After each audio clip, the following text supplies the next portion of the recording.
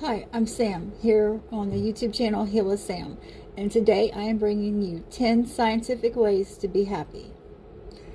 Yes, you, moms who are healing through ambiguous grief, you deserve joy, and you can't experience happy. You can. So let's get right to it.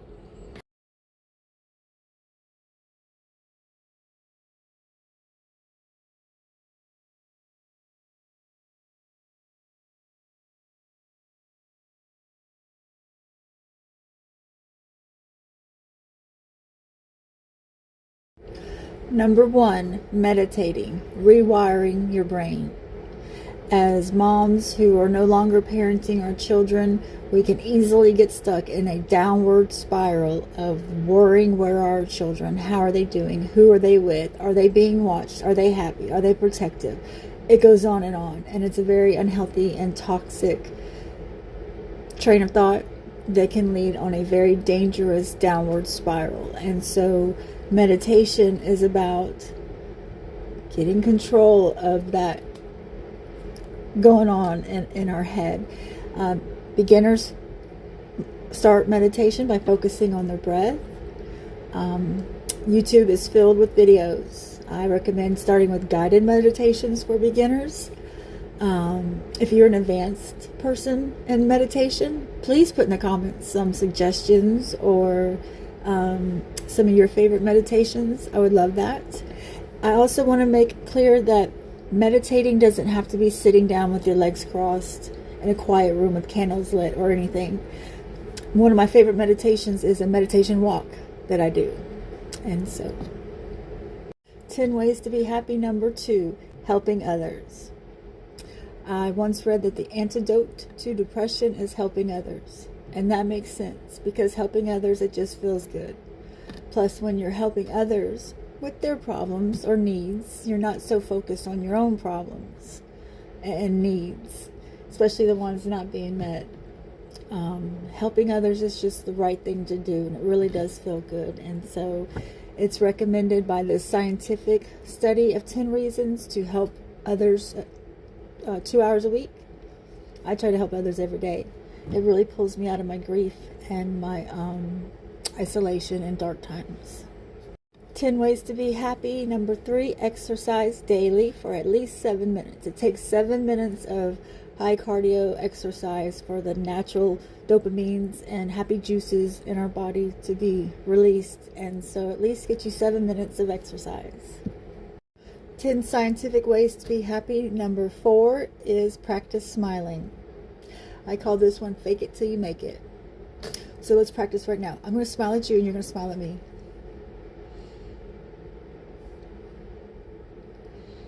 Maybe you should do it in the bathroom, in the mirror. No, I recommend smiling as much as you can. Even if it's not genuine, just do it. It triggers the brain to that you're happier than maybe you really are. And also, I love smiling in public because a smile is so contagious. And a smile to a random stranger, it can really brighten their day. They could be darker than you realize. And so I say always smile. It's hard without our kids, but make an effort to at least, because it does help. Plan a trip. Get in the moment, get involved in planning a trip.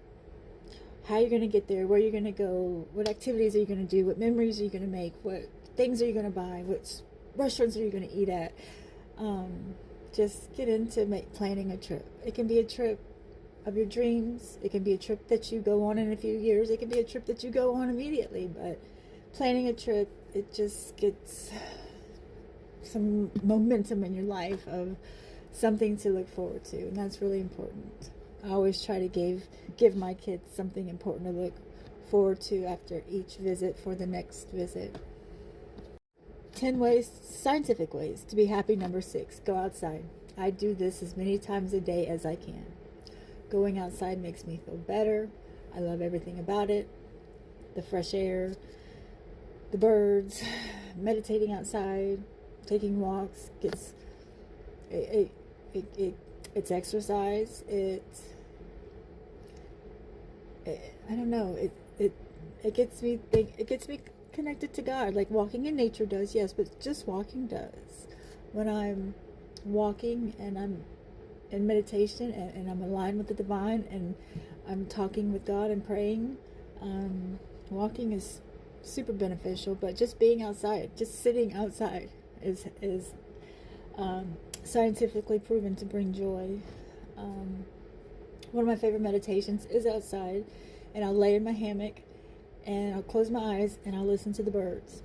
I have woods in my backyards and birds will be all around, and so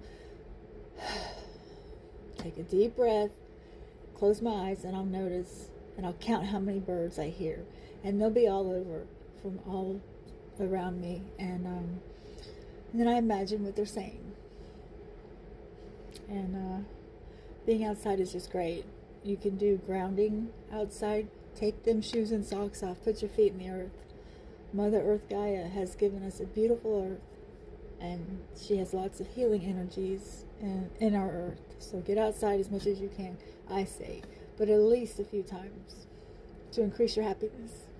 10 scientific ways to be happy. Number 7, move closer to work. I'm going to leave that one there. Do what you want to with that one, but sometimes you got to do what you got to do. The stress and traffic and hecticness of getting to work can really be a bad start to your day. So if you got to move, move. Do what you got to do. Number 8, scientific ways to be happy is sleep more.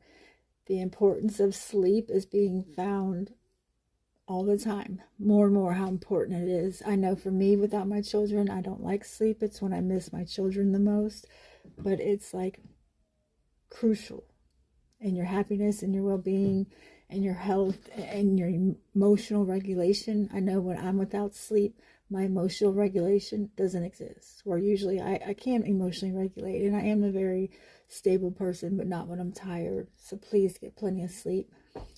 And number 9, gratitude. Gratitude's super important. Gratitude helps you focus on the good. And I know our lives are not the same without our children, but they're still more good than bad. I know there's a lot of darkness in this world, especially right now, but there's still more good than bad.